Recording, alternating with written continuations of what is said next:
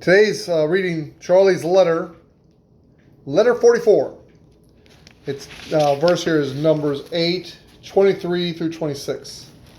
Now the Lord spoke to Moses, saying, that is what applies to the Levites.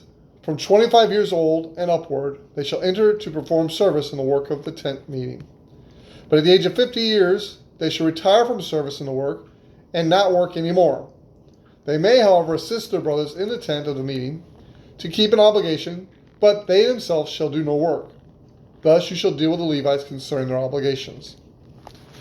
Most preaching and teaching I've heard since I came to Christ tells us that the Bible doesn't talk about retirement.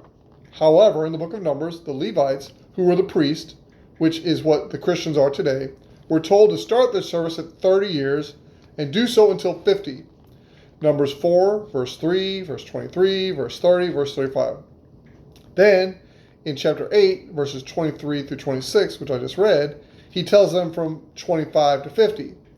I believe the years 25 to 30 are preparation years for the young priest, and then from 30 to 50 to serve as a Levite, and at the age of 50 to retire from the frontline service to become the mentors of the young men coming along.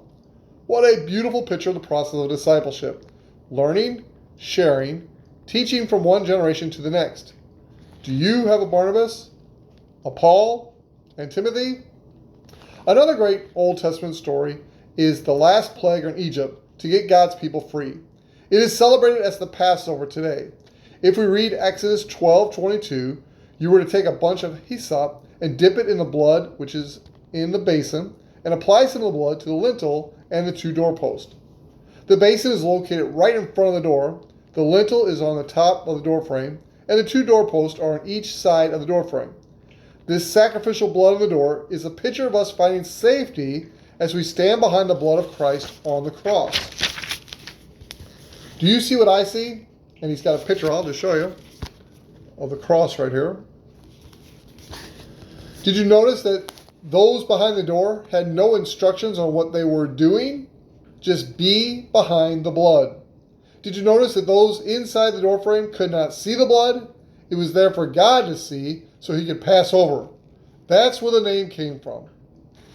The little quote at the bottom says, we don't live by faith in our faith, but in Christ. And that's our reading today.